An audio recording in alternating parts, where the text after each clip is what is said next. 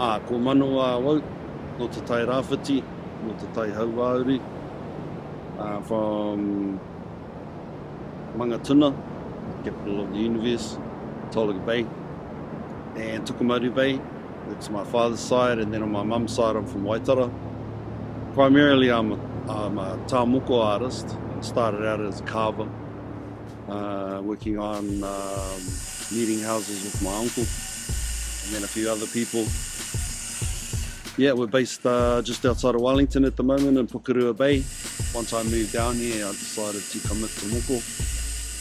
So that was a good 12 years ago, and yeah, love the huarahi, love where it's taken me and my whānau. We're pretty much settled here. We've got a whare and a studio based in Pukerua Bay. We've brought some horses down from the coast as well.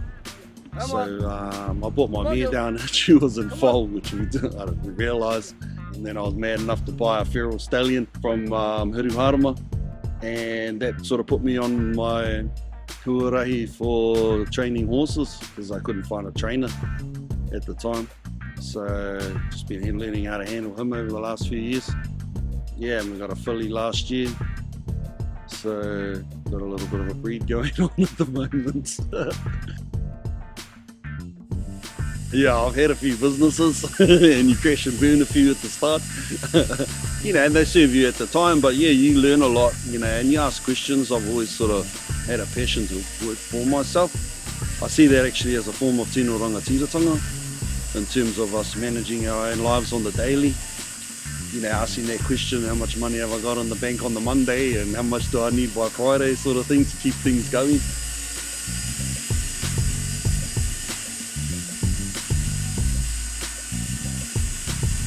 So the first karakia I was taught was Manawa.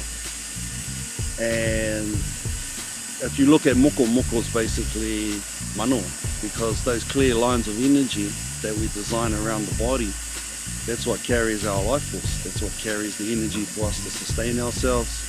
So that's the name for the business, is Manawa Moko.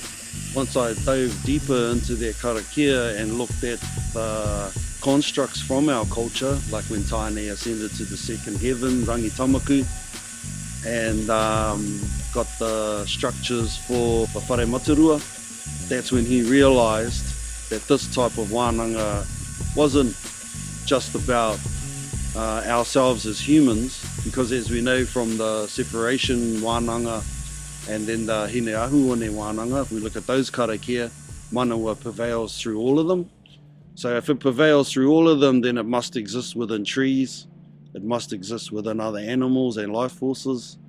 So yeah, it's pretty interesting. That's pretty much been my top passion my whole life. Yeah, you need a certain amount of wits about you. You need to be willing to learn, is what I've found. But it's also about strategizing and networks. You know, I think social media has been one of the most powerful things for us as artists. And I also think moko is powerful because it's a personal adornment that everyone feels drawn to, everyone can see and relate to, especially when you leave the haukainga, when you leave your whenua and you travel rāwahi outside of the country in there. There's a mauri that's carried with moko that people take up, and you can see it after the mahi is complete. Yeah, there's a certain fulfillment that they take on board with it. And people tell you, like, oh man, I'll get a lot of compliments. People are always recognizing the art form. You know, and that's not a whakahihi thing to me. That's just our culture being proud. I was just thinking this morning, whakapapa, kōrero, where we're from, who we are, why we're here. There's a strength in knowing who you are and where you're from. So the renaissance of moko has been a powerful thing for us as a culture and artists. Yeah, there's a saying, manawa mai te putanga o te ariki, manawa mai te putanga o te tauira. Best way that you can get to where you want to be is by finding good tutors.